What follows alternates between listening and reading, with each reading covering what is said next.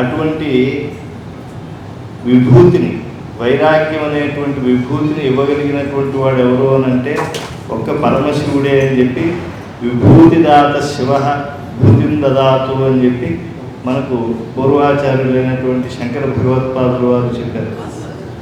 గరళకూట వినీలకంఠాయ శంభవే మదనాంతకాయ ఓం నమః శివాయ కాద్రవేయాధిపగ్రైవేయ భూషాయ మధురిసఖాయ ఓం నమః శివాయ కుంభినీధరసుతాకుచకుంభ పరిరంభ మహలోరుపాయ ఓం నమః శివాయ వేదాది నిశేష విద్యావధూమౌళి మణికలాపాయ ఓం నమః శివాయ గంధదంతావళ జలంధరాంధకాది విబుధ పరిపంథి వాహిని నిబిడవర్గ బంధు ఘోరాంధకారాజ్య బంధు కిరణమాలిని శాశ్వతాయ ఓం నమః శివాయ. బాబు నమః శివాయ అనేటువంటి పంచాక్షరి మంత్రాన్ని కనుక ఏ ఒక్కసారి జపించినా కూడా తరించిపోతూ ఉంటారు. మనం ప్రతినిత్యము కూడా మనం ఉండేటువంటి క్షేత్రాన్ని కాశీగా మనం ప్రతి రాత్రిని కూడా శివరాత్రిగా మలుచుకోవచ్చు అని చెప్పి పెద్దలు ఉపదేశించారు. దానికి ప్రమాణంగా భగవత్పాదులు వారు ఒక అద్భుతమైనటువంటి అంశాన్ని చెప్పారు. విశ్వేశ్వరోయం వృషభధ్వయోయం వారాణసీయం మణికర్ణికేయం ఇయం పురి వ్యాస నివాస భూమి ఇయం చ గంగా అఖిల పాపభంగా. మనం ఎక్కడ ఉన్నా సరే ఇక్కడ ఉండేటువంటి ఈ గ్రామంలో ఉండేటువంటి ఈశ్వరుణ్ణే చాలా కాశీలో ఉండేటువంటి మహాశివుడిగా భావించవచ్చు. పైగా ఈ గ్రామం తక్కువ అని అనుకోకూడదు. ఈ భీమవరం సోమేశ్వర స్వామి యొక్క పంచారామ క్షేత్రాల్లో అద్వితీయమైనటువంటి క్షేత్రం ఇది. కనుక ఈ గ్రామంలో ఉండే ఈనాడు అభిషేకం చేసుకోవడం అనేటువంటి చాలా అద్భుతమైనటువంటి అంశం. విశ్వేశ్వరోయం వృషభధ్వయోయం వారాణసీయం మణికర్ణికేయం. ఇక్కడ ఉండేటువంటి మనం శివుడి పైన ఆ వట్టివేరు ద్వారా చేసేటువంటి ప్రతి బిందువు కూడా అది గంగా నదీ జలమే అని చెప్పి భావించవచ్చు. ఆ జన్మ కన్యతో మనం ఆ విశ్వేశ్వరుణ్ణి అభిషేకం చేస్తున్నాము అనేటువంటి భావన మన యందు ఉండాలి. అలా మన ఎదగదుల్లో పూర్ణంగా ఉంటేనే ఇయం పురి వ్యాస నివాస భూమి. పురి శబ్దం ఏమిటంటే పురం అనేటువంటిదే కాకుండా నవద్వారపురి, మన దేహమే ఒక దివ్యమైనటువంటి ధామం. కనుక ఇయం పురి వ్యాస నివాస భూమి ఇయం చ గంగా అఖిల పాపభంగా. జలముతో నిండినటువంటి మన శరీరమే మన సమస్తమైనటువంటి పాపములను తొలగించేది అనేటువంటి ఐశ్వర్యకరమైనటువంటి భావనతో మనం ఇప్పటి వరకు కూడా అభిషేక పూర్వరంగమైనటువంటి మహాసంకల్పాన్ని చెప్పుకున్నాం. ఇక్కడ ఒక ఆశ్చర్యకరమైనటువంటి తిథిని కూడా వారు 2 సార్లు చెప్పారు అర్చక స్వామి. పునర్వసు నక్షత్రము అని, అంటే రావణ సంహారమునకు ముందుగాను రావణ సంహార అనంతరము కూడా రామచంద్ర ప్రభువు స్పష్టంగా శివలింగ ప్రతిష్ఠ చేసి అభిషేకం చేశారు. ఎందుకు వారు అభిషేకం చేశారు? బహుశా ఇక్కడ ఉండేటువంటి వాళ్ళందరికీ అర్థం కావాలని నేను ఆలోచన చేశాను. అప్పుడు నాకు చక్కగా లక్ష్మీనారాయణ గారు గుర్తొచ్చారు. ఎందుకంటే వారు ఏ విషయం చెప్పినా ఇటీవల మోటివేషనల్ స్పీచెస్లో బాగా అర్థమయ్యేట్టు చెప్తున్నారు. కాబట్టి ఎందుకు రావణ సంహారము అనేటువంటిది చేసిన తర్వాత అభిషేకం చేయాల్సిన అవసరం ఎందుకు వచ్చింది అని అంటే, మనం ఈరోజు వేదానికి వికృతి పాఠాలు చెప్పుకుంటూ ఉన్నాం. దాంట్లో ప్రధానంగా పదపాఠం, క్రమపాఠం, జటాపాఠం, ఘనపాఠం అనేటువంటివి 4 ఉంటాయి. ఇవి కాకుండా శిఖాపాఠం, మాలాపాఠం, రథపాఠం, దండపాఠం అనేటువంటి 4 పాఠాలు ఉన్నాయి. ఈ 4 పాఠాలు కలిపితే మొత్తం 8 పాఠాలు అవుతాయి. వేదానికి అష్టవికృతులు, అందులో 7 వికృతులు మాత్రం ఉంటే ఈ ఘనపాఠాన్ని చెప్పినటువంటి వాడు ఎవరు అని అంటే సాక్షాత్తు 10 నెలల రావణాసురుడు. అయితే రావణుడు లోకకంటకుడయ్యాడు. చాలా కామమోహితుడై లోకానంతా పీడిస్తూ ఉన్నాడు. పీడిస్తూ ఉండేటువంటి ఆ రావణాసురుణ్ణి సంహరించమని చెప్పి సకల దేవతాకోట్లు ప్రార్థిస్తేనే శ్రీ మహావిష్ణువు ఆత్మానం మానుషం మన్యే అని చెప్పి రావణుడి సంహారం కోసం అని చెప్పి రాముడిగా అవతరించాడు. రాముడిగా అవతరించినటువంటి ఆయన ప్రయోజనాన్ని ఆయన నిర్దేశించి చక్కగా దాన్ని పరిపూర్ణం చేశాడు, రావణ సంహారం చేశాడు. మరి మళ్ళా అభిషేకం ఎందుకు చేయవలసి వచ్చింది, శివుణ్ణి ఎందుకు ఆయన ఆరాధించవలసి వచ్చింది అని అంటే, రావణుడి 10 శిరస్సుల్లో కామము, క్రోధము, లోభము, మోహము, మదము, మాత్సర్యము ఇవే కాకుండా ఇంకా ఇతర వికారములు కూడా కొన్ని చెప్పబడ్డాయి, ఉపవికారములు. అవి కూడా ఉండి 9 తలలు నికృష్టముగా ఉన్నాయి వాటి తలలు. కానీ ఒక తల నిరంతరం శివనామం చెప్పేటువంటిది. ఆ శివనామం చెప్పేటువంటి ఎప్పుడూ నిత్యము రుద్రాధ్యాయం చెప్పేటువంటి ఆ తలను కూడా కొట్టకపోతే రావణ సంహారం కలగదు. కనుక దాన్ని కూడా కొట్టి అప్పుడు సంహారం చేశాడు. రావణాసుర సంహారం అనేటువంటి జరిగిందంటే 9 దుష్టమైన శిరస్సులు, ఒక ఈశ్వరార్పితమైనటువంటి భవ్యమైన శిరస్సును కూడా ఆయన కొట్టి రావణ సంహారం చేశాడు. మరి 9 తలలే కొట్టవచ్చు కదా అంటే, ఆ 9 తలలు కూడా జీవోత్సవములే. వాటన్నింటికీ మూలప్రాయంగా నిలిచింది ఈ ధర్మమయమైనటువంటి శిరస్సు. కనుక ధర్మాన్ని కూడా కొట్టవలసి వచ్చింది రామచంద్ర ప్రభు. ఆ పునర్వసు నక్షత్ర జాతుడైనటువంటిది వాడు దాన్ని కొట్టడం చేత మాత్రమే ఆ యొక్క రావణ సంహారం చేయగలిగాడు. కనుక అప్పుడప్పుడు అమృతం విష సంయుక్తం అన్నప్పుడు ఎంత అమృతమైనా విషంతో కూడి ఉంటే అది త్యాజ్యమే అవుతుంది కానీ భోజ్యం కాదు.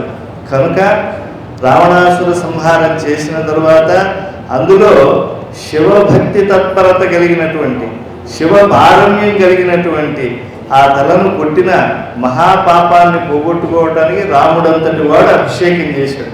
కనుక శివనామాన్ని ఒక్కసారి ఉచ్చరిస్తే వచ్చేటువంటి ఫలం అది అనంతం, అమృతత్వాన్ని ఇస్తుంది. ఆ అమృతత్వ స్థితి నుంచి అతని దుర్గుణాలని పెంపొందించి ఉంచారు. కనుక ఆ దుర్గుణ క్షయం కోసం అమృతత్వ స్థితిని కూడా కొట్టవలసి వచ్చింది. కనుక మనం భావించవలసింది ఏమిటంటే, దుర్గుణాలు చండీశ్వరార్పణం చేసి తరువాతే మనం రుద్రాభిషేకం చేస్తే మనకి అటువంటిది రాదు. రావణుడు చేసినటువంటి ప్రథమాపరాధాలు 2. ఒకటి నందీశ్వరాపరాధం, నందీశ్వరుడికి అపకారం చేశాడు. 2 చండేశ్వరుడికి అపకారం చేశాడు. నందీశ్వరుడికి చేసినటువంటి అపకారం అందరికీ తెలిసిందే. ఎందుకంటే ఒకానొక సమయంలో ఆయన కైలాసానికి వెళ్ళినప్పుడు నంది ఇది ఏకాంత సమయం వెళ్ళకూడదు అని చెప్పి చెబితే కాదని చెప్పి అడ్డగించినటువంటి నందీశ్వరుణ్ణి నువ్వు కోతి ముఖం కలిగినటువంటి వాడివి అని చెప్పి నిందించాడు. అప్పుడు నందీశ్వరుడు కూడా నాలాంటి ముఖం కలిగినటువంటి వాడే నీ లంకలో అడుగు పెడతాడు, ఆయన పుట్టినరోజు నీకు ఎడమ కన్ను అదురుతుంది, ఆయన అడుగు పెట్టిన రోజు మళ్ళా నీకు ఎడమ కన్ను అదురుతుంది, ఆయన వచ్చిన రోజు నుంచి నీ వినాశనం దగ్గర పడుతుంది అని చెప్పి చెప్పారు. అందుకే ఆయన లోపలికి రాగానే రావణాసుడు ప్రథమ దర్శనం చేసుకున్నాక ఆంజనేయ స్వామి వారిని కిమేష భగవాన్ నంది అంటాడు. ఈయన సాక్షాత్తు ఆనాడు నన్ను శపించినటువంటి నందీశ్వరుడా అని చెప్పి ఆ నందీశ్వరుడిని గుర్తు చేసుకుంటాడు. ఆ నందీశ్వరుని గుర్తు చేసుకోవడం వల్ల ఆ రోజు నాశనం కనుక కొంతకాలం 10 నెలల పాటు ఆయన మరణం వాయిదా పడింది. నందీశ్వర స్మరణ అంత గొప్పది.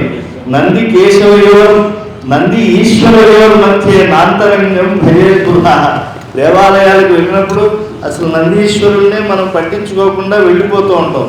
అలా చేయకూడదు. ధర్మ చతుష్పాత్ యజ్ఞస్త్వం స్వర్ణశృంగ త్రయీవపు అని చెప్పి ఆ యొక్క నందీశ్వర స్థుతి మనం చేసి వృషస్య వృషణం స్పృష్ట, ఆ వృషుడి యొక్క వృషణాలను స్పృశించి ఆ శృంగ మధ్యంలోంచి ఈశ్వర దర్శనం చేసుకుని వెడితే అప్పుడు నందీశ్వరుడిని. నందికి కనుక ఆగ్రహం వస్తే శివుడు తప్పకుండా శిక్షిస్తాడు. కానీ శివుడికి కనుక ఎప్పుడైనా కనుక కోపం వస్తే ఆ శాపాన్ని తిరోహితం చేయగలిగినటువంటి వాడు నందీశ్వరుడు. ఈ ఒక్క విషయాన్ని నేను కొద్దిగా వివరిస్తాను.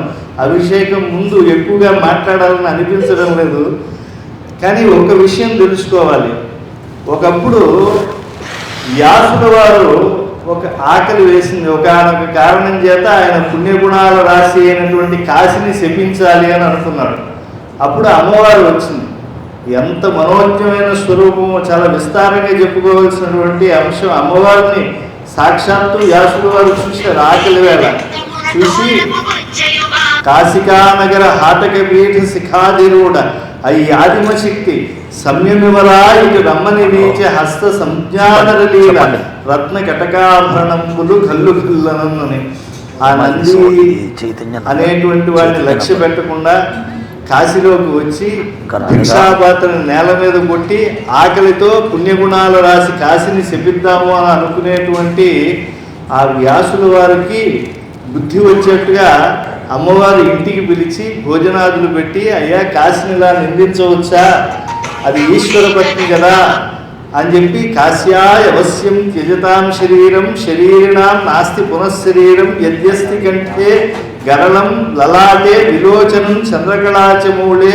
కాశీ గురించి ఒక్క మాట చెప్తాను వ్యాస. కాశీ జచ్చనేని కలుగలు జన్మంబు కలిగనేని నుదుట కలుగు కన్ను. కాశీలో ఎవరు మరణించినా వాడు పునరావృత్తి రహితమైనటువంటి కైలాస ప్రాప్తి పొందుతాడు. ఒకవేళ పుడితే వాడు సాక్షాత్తు ఈశ్వరుడుగానే పుడతాడు. వాడు శిరమునందు చిన్న సిరితోడ పుట్టు. చిన్న సిరి అంటే చంద్రుడు ఉంటాడు, కంఠమున వెలయు గరళ చిహ్న అని అన్నారు. మరి అలా ఈశ్వరుడిగా పుడతారు. అలాంటి కాశీని నువ్వు శపించాలనుకుంటున్నావే అంటే అప్పుడు వ్యాసుడు తప్పు తెలుసుకుంటే కూడా ఈశ్వరుడు కోపగించాడు. ఎందుకంటే నందీశ్వరుడి మీద ఈయన కొంత అహంకారంగా ప్రవర్తించాడని.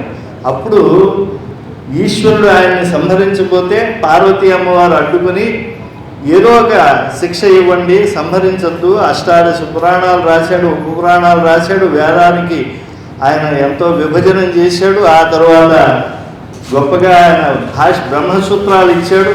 ఆ తర్వాత కదా లోకంలో శంకరులు వీళ్ళంతా భాష్యాలు రాశారు అని చెప్పి అమ్మవారు ఆయన ధర్మకార్యాలు గుర్తు చేశారు.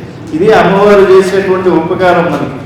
అప్పుడు పొమ్ము మా ఊరు పొలము నుండి అంటాడు శ్రీనాథుడు. శివుడు ఆ కాశీలో ఉండవద్దని బయటికి పంపించేశాడు.